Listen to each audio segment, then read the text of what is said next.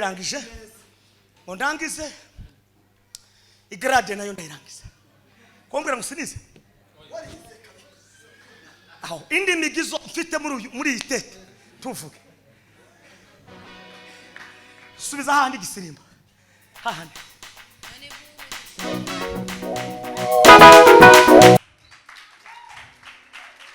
hari ikindi kintu yambwiye ejo bundi ariko twaravuganye muri porogaramu ngo naza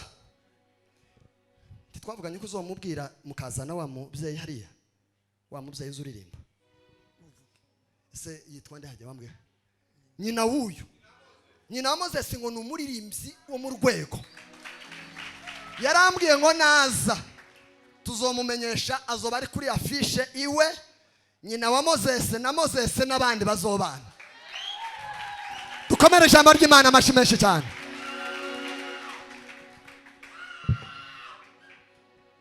naona pendo kubwa mno natoka kwa kozi wangu nitele kama maji mengi yatembea baharini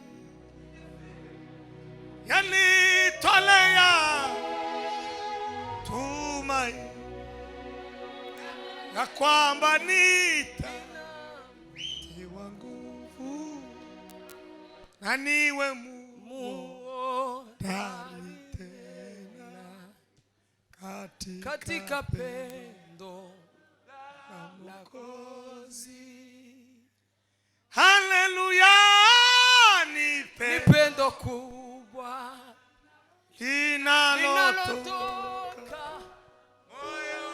moyo wangu Mungu wangu na kuomba nijaze pendo lako. Abasi ko Imana yabagejeje hano bayikomera amashi kuko irabikwiriye. Tunaleta shukrani kwa mchungaji na mkewe na wanawe pamoja na baraza lote la kanisa. Mungu ambaye amekubali mpate kutupa kibali cha kusimama kwenye madhabahu haya pamoja na kanisa la Kalme cha mbingu ziwachekesha wakutupa karibu kusimama. Usicheze na kitu kinaitwa madhabahu, kacheze na kitu kingine ariko kintu chitwa agatutu. Nimuzamuri biganza. Mana sirimwe kandi si kabiri nabonye neza. Mana sirimwe kandi si kabiri nabonye neza. Mana sirimwe kandi si kabiri nabonye neza yawe. Mana sirimwe we. Mana sirimwe kandi si kabiri nabonye neza yawe. Mana sirimwe we. Mana sirimwe kandi si kabiri nabonye neza yawe. Mana sirimwe we. Mana sirimwe kandi si kabiri nabonye neza yawe. Ahara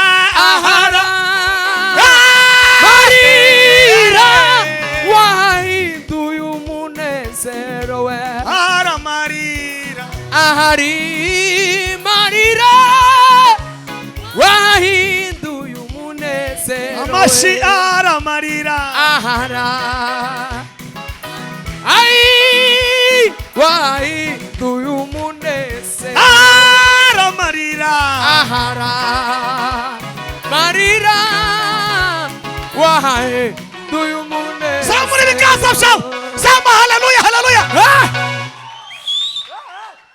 Acha nilete shukrani kwa reverend wote ambao wamealikwa kutoka makanisa mengine pamoja na Wakristo.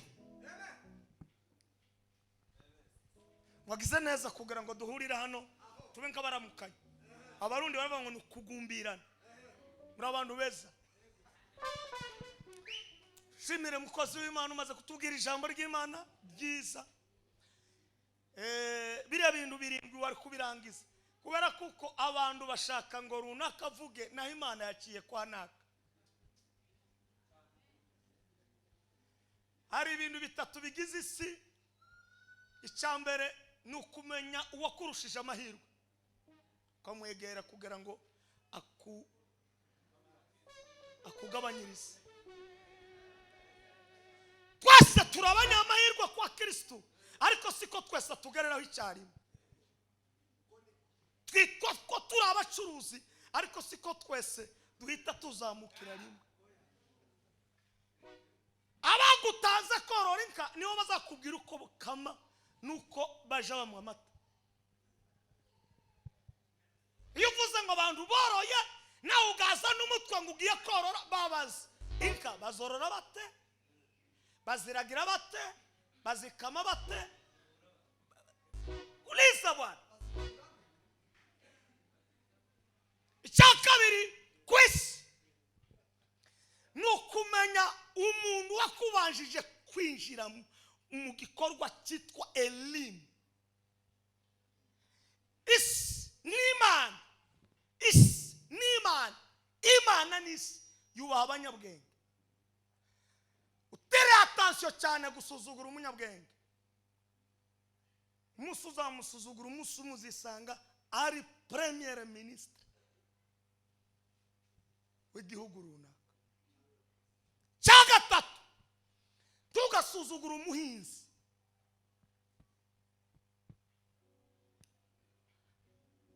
Mulimaji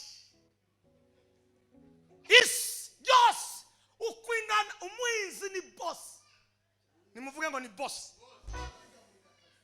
Ubu twese ari wacuruje inyanya n'uwayihinze. Bari abakire baririya zakiriri baracahandu bakate babaze ngo inyanya itomate nangahe. Cheza na mtu mulimaji bwana.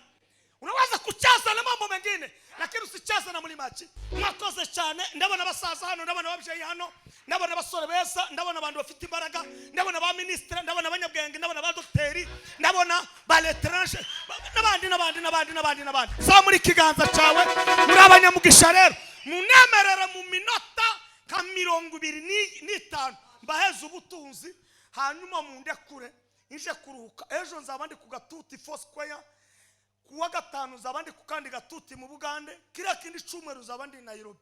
Urumva ngomba kugira umwanya wo kuruhuka uri umugabo. Tumia akili yako vizuri na ujue linalokupasa. Jipange sawa sawa. Macho mbele atua Songa mbele, simama kiumbe. Jipange sawa sawa. Macho yako mbele, hatua 10 songa mbele. Simama kiumbe. Jipange sawa sawa. Tuganire dusome igitabo cy'ibyakozwe n'induma ahantu habiri ariko tuganire ku ijambo rivuga ngo uwe mujasiri. Wandonitse karirimbo rangije kuririmba yuriya mugabo wayishuriwe umuhungu w'abasama. Imana izamuheza umugore mwiza utazarwanya umuhamagaro. Atarashaka se mwavumva.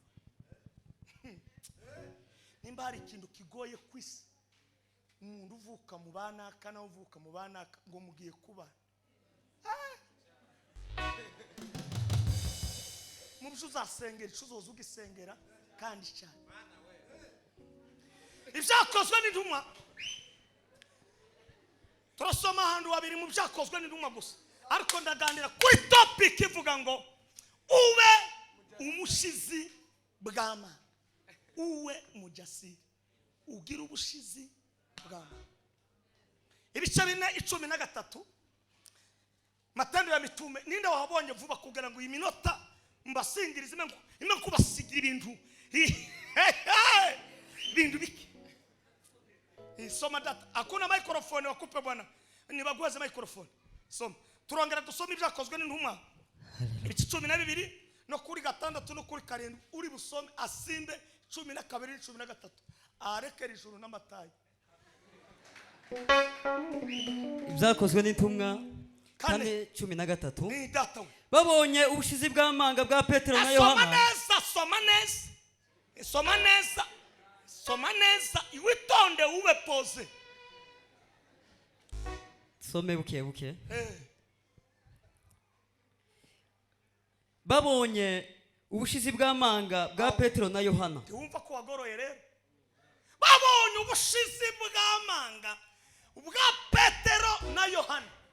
Sukuma. Kandi bamenye ko ari abaswa, Lakini wakajua jamani wapumbavu. Batigishijwe baratangara. Na hawakuingia somo lakini wakastajabu. Maze bibuka ko babanaga na Yesu. Ya banakeko baba menye muri litsinda ry'ubusa. Ngo baza kumenya, baza kuvumbura. Ndamukiriza umuntu umubwire ngo hari ibyo bazi ariko hari ibyo bagiye kuvumbura.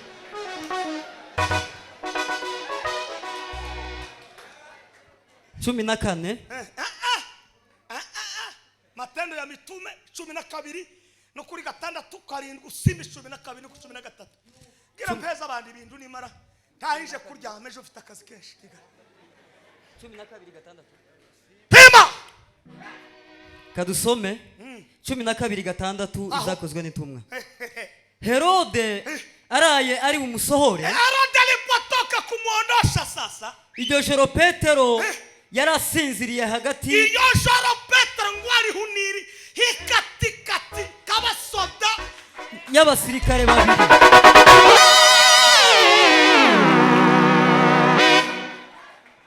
Komeza data we.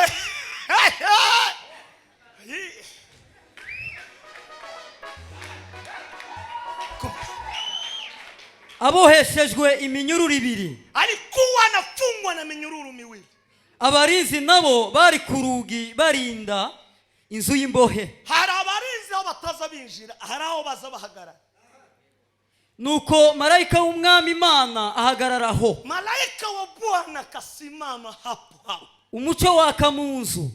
Nuru ikaangaza nyumbani. Marayika akoma Petero mu mbavu. Malaika akampiga Petero ubavu. Aramukangura ati, anamuvyura. Zuka n'ingoga. Vyuka murindi. Iminyururu imuva ku maboko iragwa. Igiretesha. Iminyururu imuva ku maboko iragwa. 12 13 Petero akomanga ku rugi rw'irembo. Anapiga kahadi.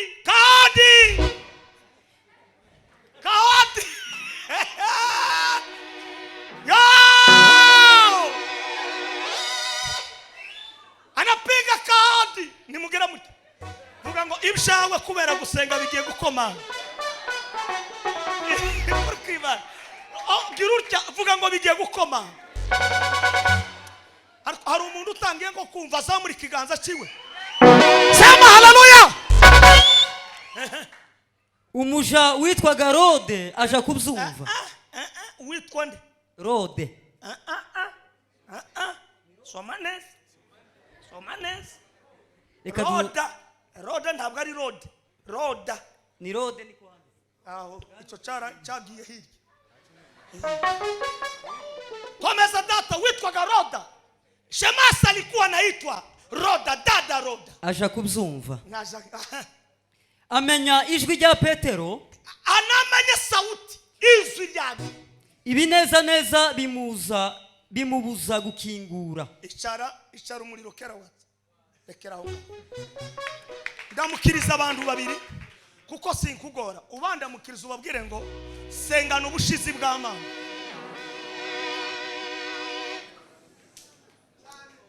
Ezuri ya musore microphone. Umuweze microphone. Umuweze. Numvise amaze gukamirika. Icara aho ngaho da. Icara.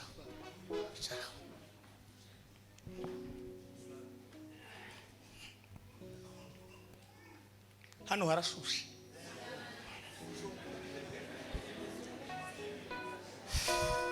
nimundega amatwi mbaho ubutunzi bw'ijuru. Ibintu bine bya Petero byandike.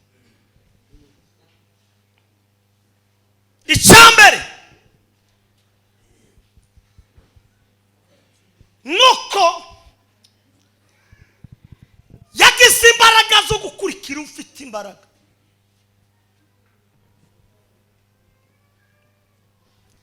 Mu bantu bose bakomeye ku isi, baba bagufi baba barebare, nubona bakomeye umenye ko bakurikiye bakomeye. Nta muntu numwe ku isi uzabona ukomeye udafite umukomezi. Abanyamurenge bavuze neza ngo ndawugira hagera adafite umugezayo, ngo ndawukomera adafite umukomeza. Tangaje uyu mugoroba nimba wawugendana n'umuntu udafite imbaraga udakomeye, nushake umubwire ngo bana bye. Umuntu akomera mu nzira zitatu, nimuzamure niyo haleluya haleluya. Icyambere kugira icyakurusha udafite.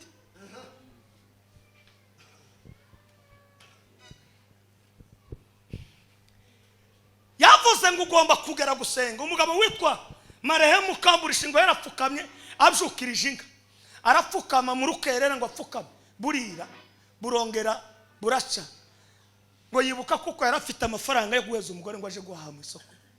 Nukuvuga wize metode ya Marehemu Kamburishi, iyo si yawe ariko umwegereye yo gufata mu rwego rwo gupfukama. Uwo ni umugabo. Hari undi mugabo w'Nyabyinshi w'abanani bo basizana witwa Muzehe Reverend Muharirwa, azagira amaboko gutya, yasenganye na Kabiye arahunga kandi ari murumuna wiwe. Azarambura amaboko gutya akavuga gukomera kw'Imana, agahera mu ijoro bugaca mu gitondo atararo. Uwo nguwo umwegereye ukabyiyanganira uwo bishobora. Muri icyo gikorwa ndakuweza ikintu gikomeye cyane. Abantu bose bamaze kumenya gucuruza nuko begereye abacuruzi bakomeye. Ushobora kugira amafaranga ariko ntumenye tekinike y'ukunda amafaranga. Ariko niwegera umucuruzi ufite capacity yo hejuru, uzinjiza isente ipesa zitenge.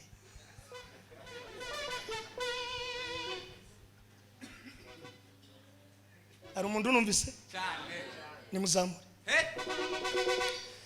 Kara kubera ubupfu, professor w'icyongereza yarazaga yagara mu ishuri kubera kutagira abantu badukundisha icyiza, twese tugahunga mu bahunze icyongereza.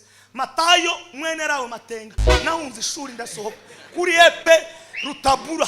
Kubunyi mu bantu bakeneye icyongereza bafite n'icyongereza ni Matayo. Parce iyo je kubimenya kare icyongereza ubumba mfite bleeding y'ibisubizo n'ishuti nyinshi, ariko kubera ubuswa ndagihunga.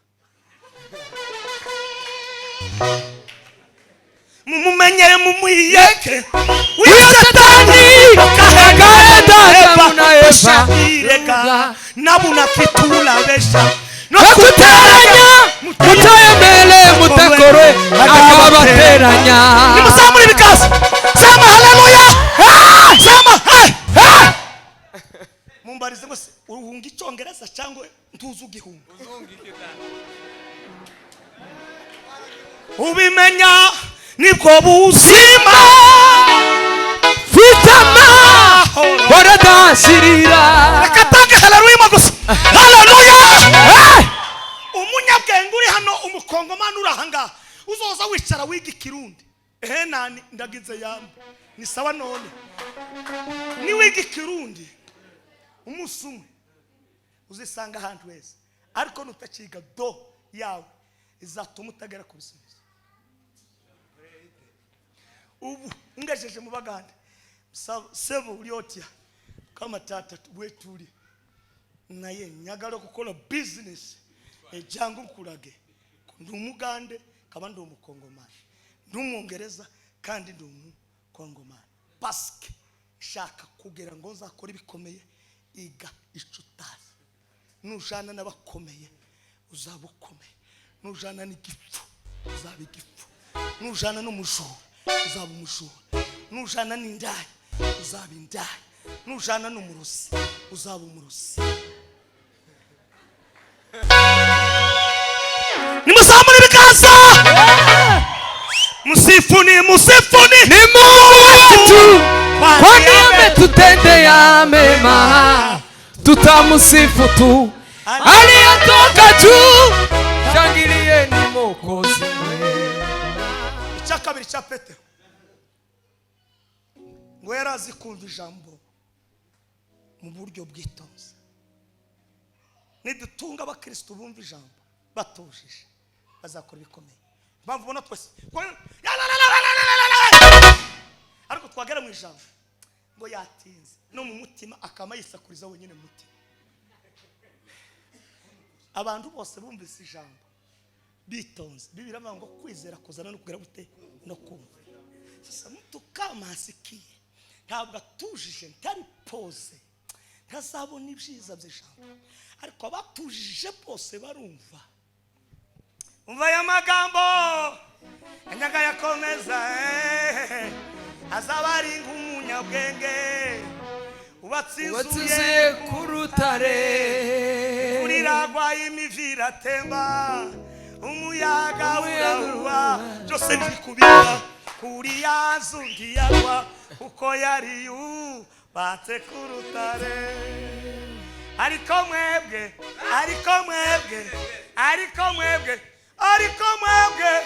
muzamukora iby'iryo jambo atarugufa kuryumva gusa, kumva ijambo gusa ntakora ibyaryo, azaba nk'uwirebeye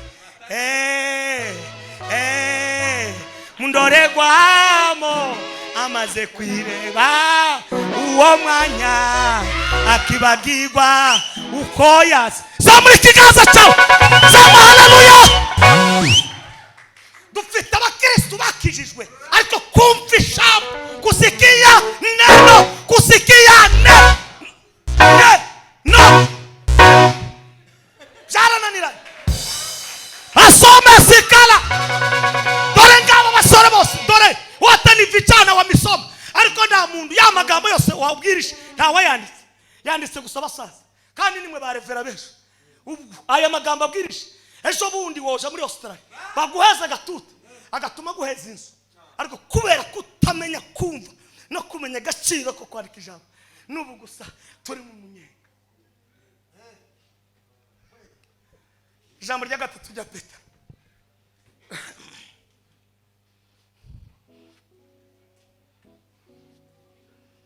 yarazi kuvuga. Biblia ivuga ngo kuvuga neza biruta ubutunzi. Okay, umuntu ukivuga nabi mu bantu bagomba gutangarirwa uri uwa mbere ni nk'umuntu wikoreye igisasu gucyuka mu kikorera ukagishira no kukana. Nimba uri no mu bantu bavuga nabi, genda cyo gisasu gikura kuragiturisa cyamaza abantu kima guhagarara hano imbe mbare mwese sikasho de passe. Kuvuga neza n'ubutunzi buruta amabuye y'agaciro. Ndabiba dore ngiriya Biblia ikintu kitanditswe no mwene rawe matenga cyangwa sogokuru bigera cyangwa ngo bahiga bose bacandike, dore ngiriya Biblia. Kuvuga neza gutya, umuntu wese uvuga neza ntazagira abanzi. Nimba ushaka kurama uzige kuvuga neza. Ndamukirizo mwicare umubwire ngo uri mu kuvuga neza cyangwa turi mu kuvuga neza. Nimetosheka na Yesu wangu asifiwe milele daima, asifiwe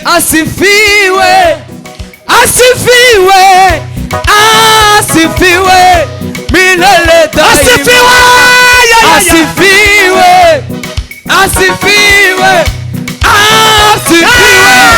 milele daima. Yesu waramanuka Kapernaum akaingia jiji la Kapernaum arabaza ngo si hano abantu bazabavuga watu wanaongea vipi? Sikiliza vitu hapa tuza ngo ibintu bamwe nguriyere abandi yoha abandi Eliya. Sasa mwehe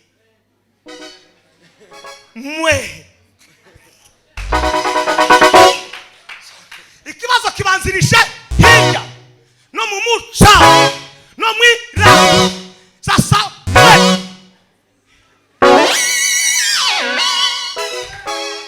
mwe muba muri iyi ministeri n'umuse gute?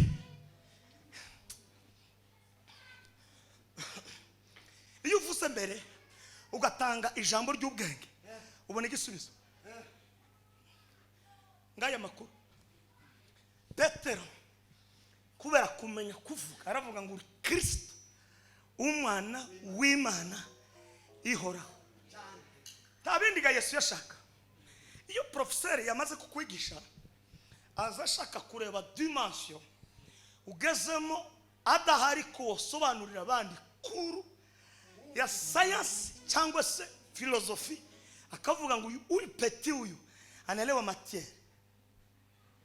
So iyo umaze kubisobanura n'abandi banyeshuri bose bazavuga ngo yewe ibiga bikomeye mureke tuje kwa mucuranyana uya muhungu kuriya itete ryiwe rimeze neza. Ese abandi bandi bafite amatete, abandi bandi bafite kuvuga, abandi bandi bafite gutekereza. Petero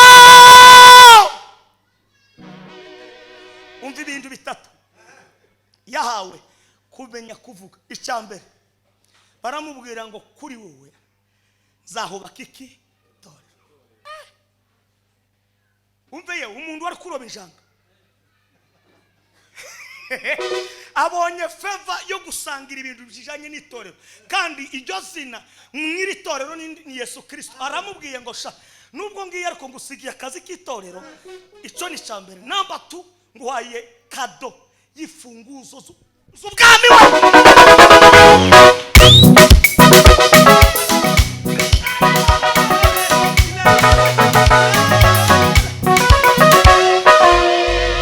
Ini musamure ndanezera we. Nguhaye funguzo z'ubwami. Funguzo z'ubwami. Gatatu bwije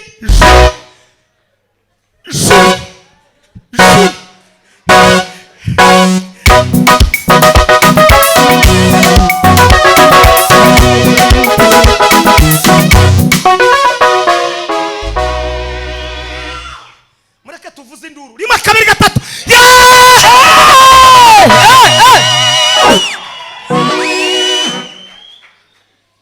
Ariko nimumve nukuri kw'Imana erega hariho gift zituruka mu bwami. Hari ubwami localité, groupement, collectivité, province,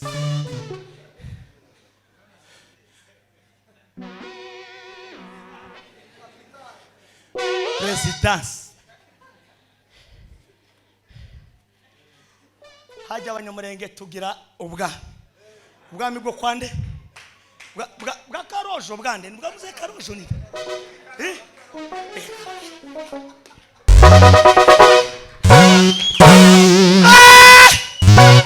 ndiyahabwa ubwami bwo kuri Rejo, ndiyahabwa ubwiremera. Buriya abafurero bari kuvuga ngo ubwami bwa nani bwa ni bwandangira.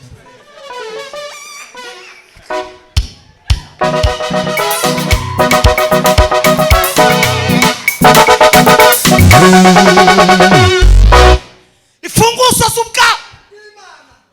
bw'Imana.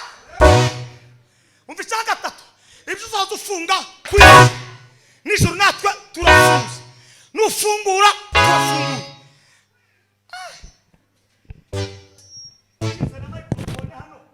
Kababwira ngo turamukanye umuntu abwira umwe umubwira ati akira ubwami bw'ijuru, akira ubwami bw'ijuru. Reka dushiraho ikindi. Fata ifunguzo z'ubwami.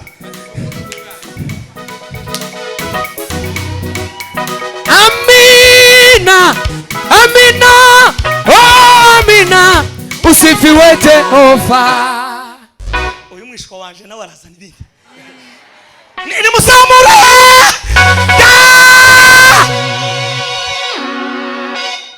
Yewe Yohana barahonga kubera kurangara kutamenya kuvuga.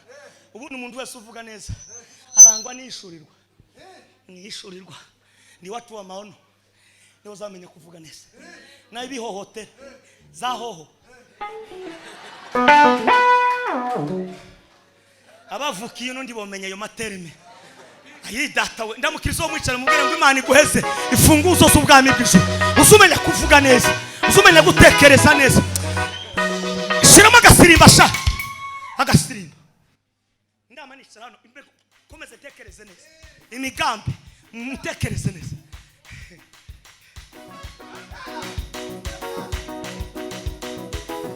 Nilikuwa kijana nami sasa mzee, lakini sijaona mwenye haki ameachwa wala uzao wake. Ukiomba chakula mchana ufadhili na ubarikiwe. Nilikuwa kijana nami sasa, lakini sijaona mwenye haki ameachwa wala uzao wake. Ukiomba chakula mchana ufadhili na ubarikiwe. Mchana baba na ubarikiwe.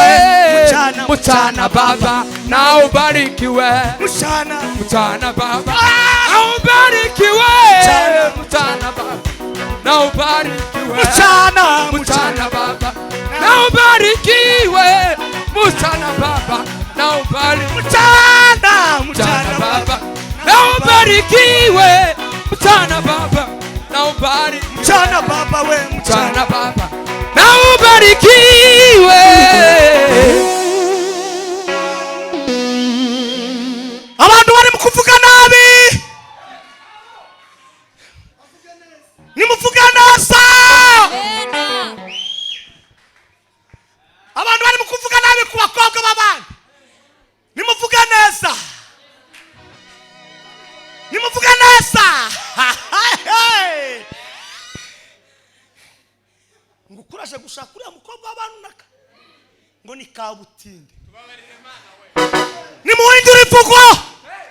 Abashinwa iyo umuntu abonye ikiraka hano muri Kongo azahamagara bene wabo abashinwa bose akamubwira ngo nimepata kazi. Twarangiza abakongomani tukamo tubabaete. Ariko abashinwa bazi kuvuga neza no kwegerana. Yeme ngiye gutanga haleluya 3 zikugarure mu itsinda ryo kuvuga neza. Nimusambire kazi. Haleluya! Haleluya!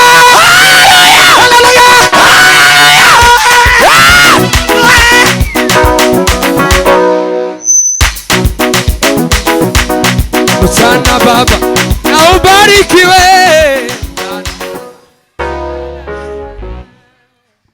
Ndangije ngataha hari cyo size kugira ngo muze gukorera abana neza. Nimundize iminota 10 murayinemere. Ndamukiriza umuntu umubwira ngo vuduka mu kuvuga neza. Hisakosa tituri imiryango y'Abanyafrika komeza nta wundi muntu uzazamura undi ni wowe uzamuvugane. Hasoka sila bana Petro ngwarangisha ikindi ngiye kuvuga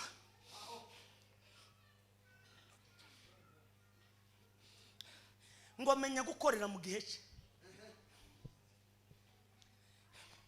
Yohana yarashinzwe iby'ubwami bw'Imana no gutanga igaburo ryera. Yohana yitwaga kuko ari umuhanuzi w'urukundo. Yakobo akitwa kuko ari umuhanuzi w'ibyiringiro. Petero akitwa ko ari umuhanuzi wo kwizera. Petero yamenyaga gukora mu gihe cye. Abantu bose baje mu kanisa n'abaje gutanga icacumi bari manganisha yagazamo basomera. Nta bintu byo kuvuga ngo uyuga ni mushenga indaburika. Yasomeye Ananiya na Safira ku manywa yango yamamubwira ngo sha kubera iki kintu mutakiranutse. Hari abahungu ntiyavuze abakobwa ntiyavuze abagore yavuze ngo hari abatipe baba mu burumogi barahirya mukandi kanya nibo babahamba. Kandi kuvuga ngo umuntu umukecuru n'umusaza ahambwe n'abasore kurya igihugu cyaba cyabonyesha.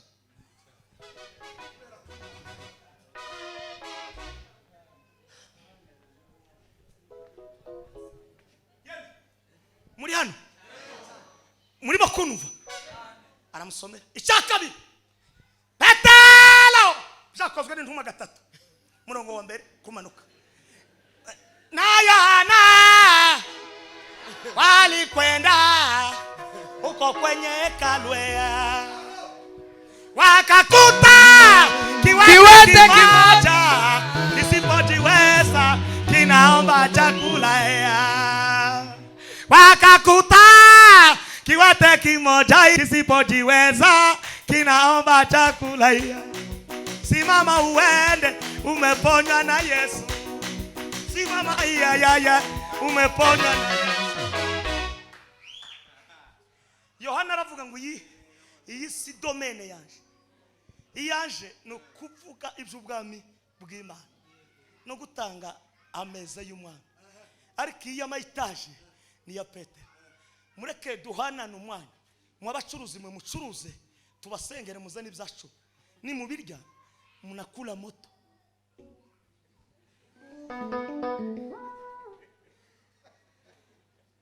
twe tube hano tubwirize muturire indege tugende muri hena amamodoka turaza ahantu heza tutasubira kuribwa n'ibihere cyangwa ngo turare mu nkari z'abana kuko bawe abana bazabanyara habe nawe ugize ngo wibuke pasi wigeze wende kugereje abanyamavuta ni mubaraza ahantu heza baba heza Imana uza ahantu ndiko ndara abayishuye suru rusengero nabandi aho nagiye kubwiriza saa 10 nababwirije ndangize ndababwira ati ngiye gukora kandi kazi kandi ndangize aba barantwara bangaburire ko niko kuri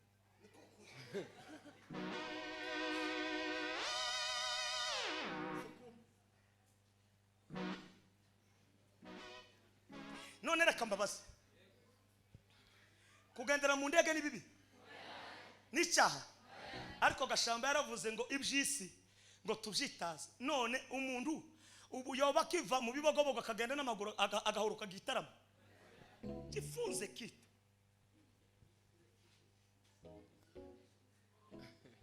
gakokura bikaba kera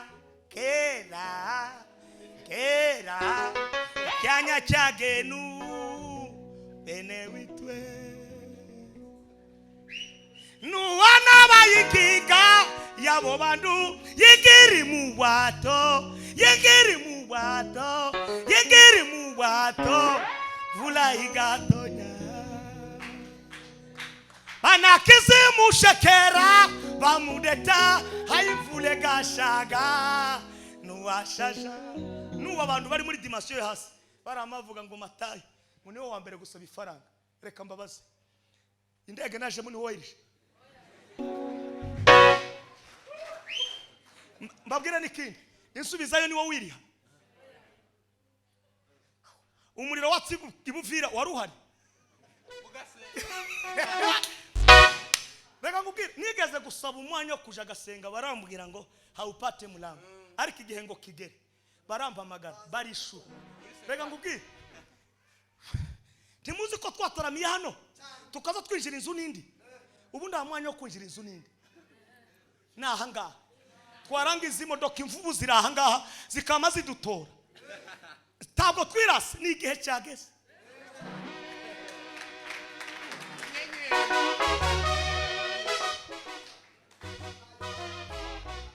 Mungu ni yule jana hata leo milele abadiliki yeye ni yule Mungu ni yule jana hata leo milele abadiliki yeye ni yule yafashe imigisha yose migisha yo mu Mana ibumbira muri Yesu iramuduwa ngaya mahoro dore n'ibyishimo n'ubuntu ugeretse ku bundi ngo ngo ndakirara mu mazu y'abantu byararangiye. Iyo ukoze umurimo n'ubushizi bw'Imana, Imana igira ibyo izihemba. Ingakosi kalabanda niryare umunyabibogobogo mu bivumu Matayo warawe Matenga. Bibiri avuga ngo ninapobariki nitabariki kizazi na kizazi. Rawe Matenga amasengesho yasenze na Neema Tereza abo nibo babyeyi banje bambyara. Umve ngubwi Imana iravuga ati reka mpasirije na Matayo nawe nta mahizi akule kura. Isa yaravuze ngo nimwemera mukumvira muzarya ibyiza byo mu gihugu. Ikisigaye cyo gusubira kurya indarama kandi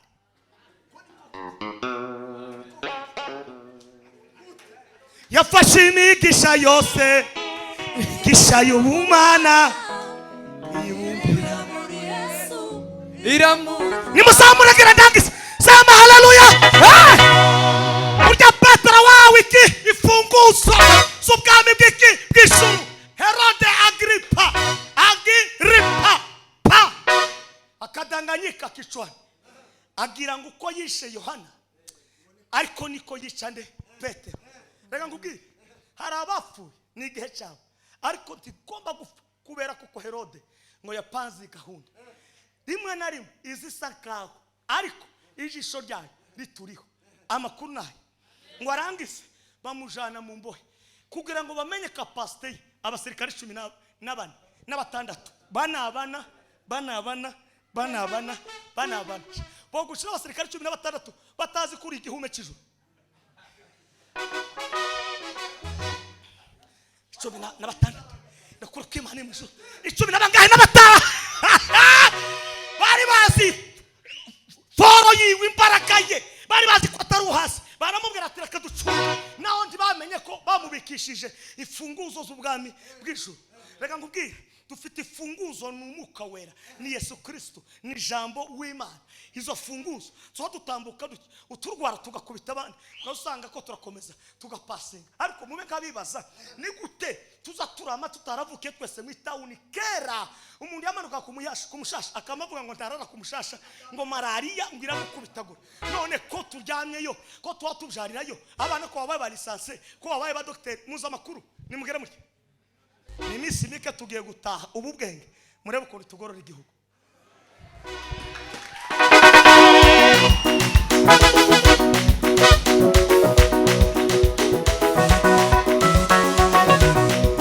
Nimusamu sama hari abagabo bamaze kumenya kweshanje ifaranga hano batari babizi bamwe mu kwigishirwa abandi kumutanoga ari ngo manuke hano amazu barayubatse.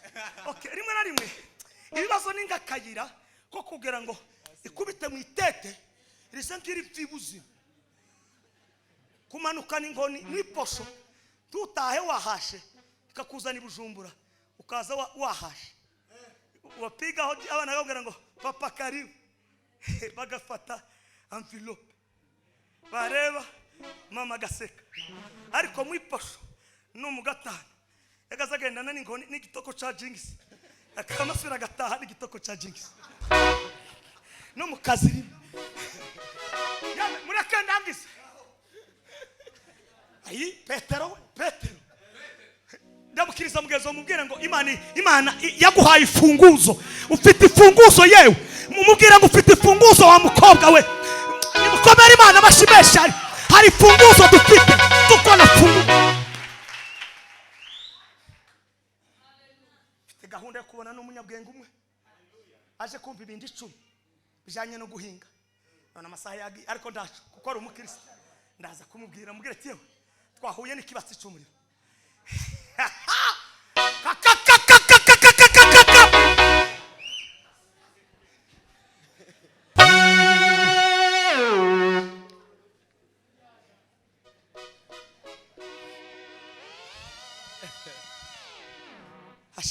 tubenka biruhutsa umuriro atsere kureke iyo mwafashijwe mwo kwitangira haleluya mwenyine kumana ngaheri mwe 2 3 haleluya haleluya sanga ikakakakakakaka ngakakakakakaka umugabo umwe aheruka kumbwira ngo ngo se ntuzagwara umuhogo, ndamubwira nta makuru yo kurwara umuhogo. Gwara umuhogo gute? Heke gitanga. Ko muranirwa kwikoresha. Yawe ariko uzibiti twiboroshe nabyo by'imikumu. N'amakara. None tusiga tuja kukure korogate muri alimentation. Ugaparika n'imodoka ugahaha n'umugore wawe. Niturangiza ngo twifumbate mu kanisa. Nimuzane igiseke dutanga ituro ryishimwe kuko Imana yatugiriye neza twese. Zana igiseke. Dutanga ituro ryishimwe. Ihute n'igiseke. Yaniburudisha Osana amen. Iruke utanga ituro ryishimwe. Nina siri naye Yesu yanifanya niwe jasiri. Kwa amani nayofikiri kimbia yanifanya niwe jasiri. Yaniburudisha nikirukaruka Osana amen. Barikiwa. Yaniburudisha nikirukaruka Osana amewe. Yaniburudisha nikirukaruka Osana amewe. Yaniburudisha nikirukaruka Osana amewe. Yaniburudisha nikirukaruka Osana amewe. Yaniburudisha nikirukaruka Osana amewe. Yaniburudisha nikirukaruka Osana amen. Yaniburudisha ai Osana amen. Yaniburudisha nikirukaruka Osana amen.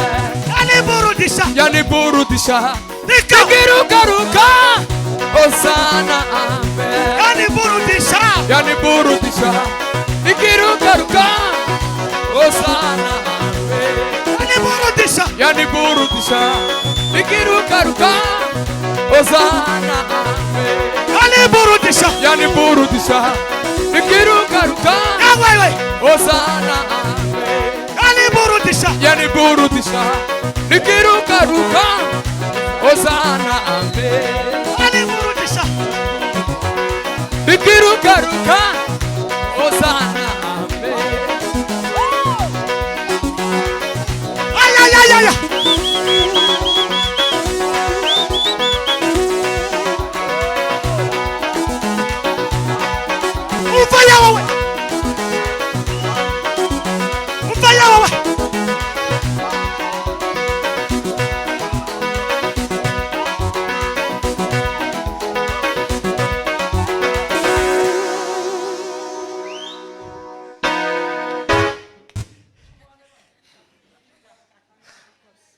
Mwezituro mwishwa nanone hamwe amata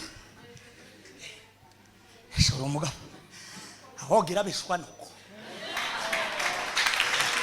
cyane kwe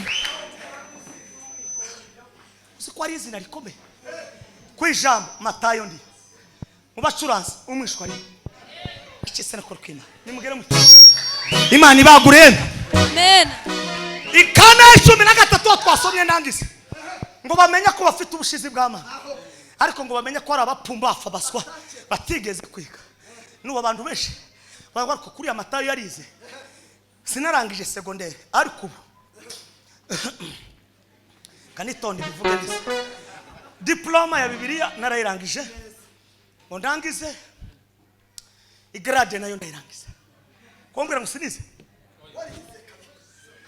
aho indi migizo mfite muri itete tuvuge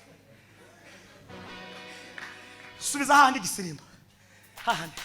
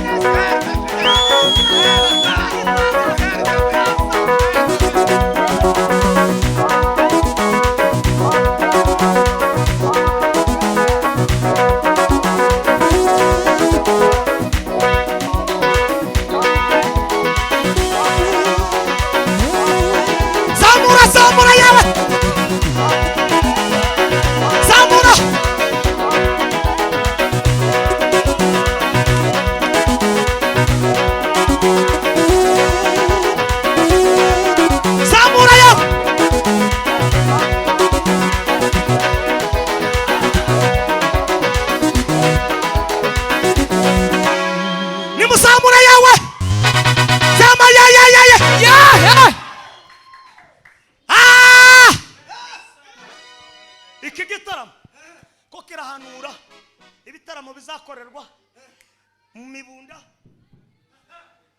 kundondiriye hirya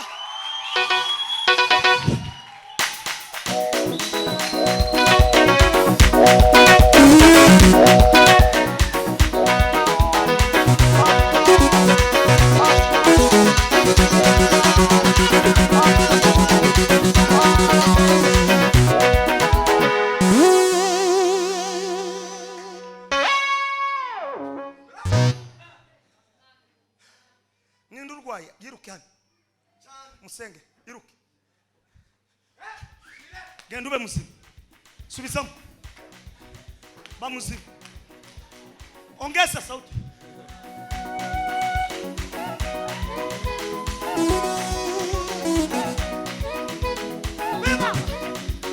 Nesika somala ingala la tata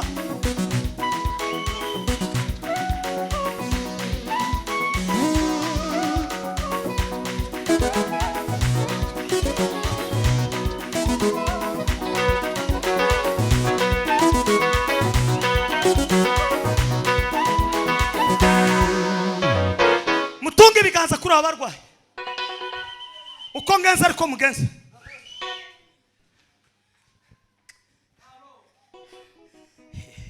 ibakozeho nimutunge dore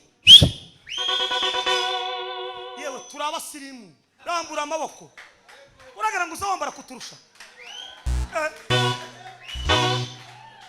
murambura amaboko natwe turabasirimu ubwo atari mujara wawe urwaye niyo mpamvu ngo bakuzane bakareke nimusamure haleluya sema ye sema toka sema fugenda nimwicare murakiza subiza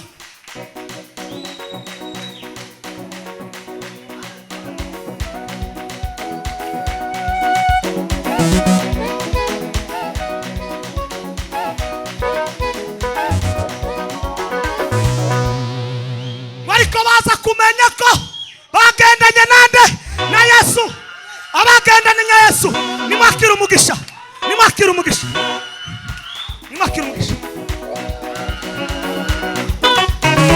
nimwakira umugisha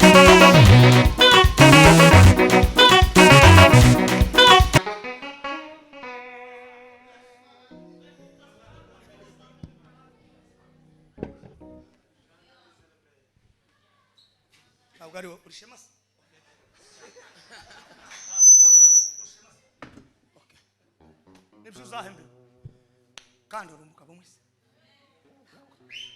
tuzi ndashema se uzawisha noko kubera iki kintu ukoze uzaba umuherwe bakongomana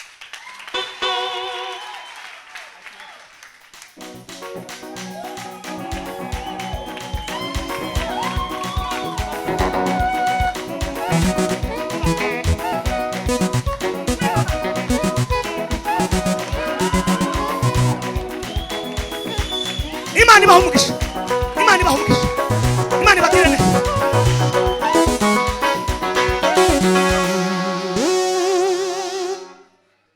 nimutunge biganza uko ngenza ariko muvuga muve mu mico iyi ni mbingu nimuvuge ngo nibagende vuba hanze n'ababyeyi babo tibagatinde titugatinde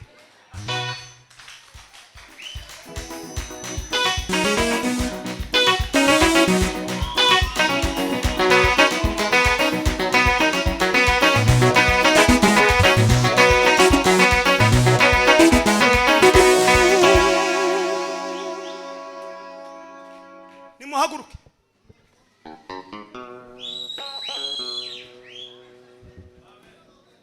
bamenya ko bafite ubushizi bw'ama ngo ariko bamenya ko ari abaso ko baje kwibuka ko bagendanye nani na ni mwana umekama Yesu haleluya na ni mwana umekama Yesu haleluya na ni mwana umekama Yesu haleluya na ni mwana umekama Yesu haleluya na ni mwana umewe na ni mwana umekama Yesu haleluya, nani mwanawe kama Yesu, haleluya.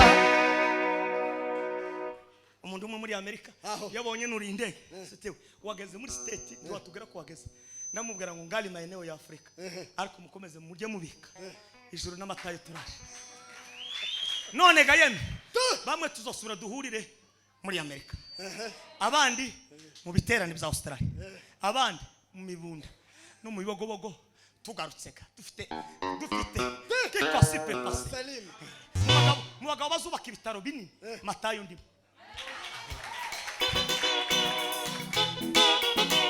mu bagabo bazagira ishuri rinini matayo ndimo nubu mfite clinique hari Bugande nubatse n'ishuri kagira na mashini huri bigori nta mukristo wanje uzutawanyika hirya zana mama mubwira ngo kubera ubwenge Imana yampaye twaguze imashini muzo muzana mwese hano babagabanyiriza ariko muhurire hano zigakomeza zikijira wakageraga ngo yeme reka turangize ariko umuriro watse ndamukiriza umuntu mubwira ngo ifunguzo ntizagiye ahantu uracaza ifite ariko ibintu biraremereye mwo gacuramo tuzamura icyoro cy'Imana. Haleluya, haleluya, Bwana sifiwe. Mwanezerewe Matayo na Yesu. Imana igumukisha ni muhezi iyo kinju none mureke tugabana uyu mugisha kandi tuzoba dusoje tidusubira kuja mu bindi byose turama dutahana umunezero w'Imana. Itangazo ni rimwe, turakomeje amasengesho ejo ku mugoroba saa 10 tuzaterana. Abanyetorero n'abazokenera kubana natwe muhawe ikaze kandi ejo ni amafungo. Programme y'ejo ni abamama bazoyobora, hazoba hari n'abashitsi, gahunda zizogenda neza. Abanyetorero murabyumvise, ni umunsi wa 7 ejo wo gusoza.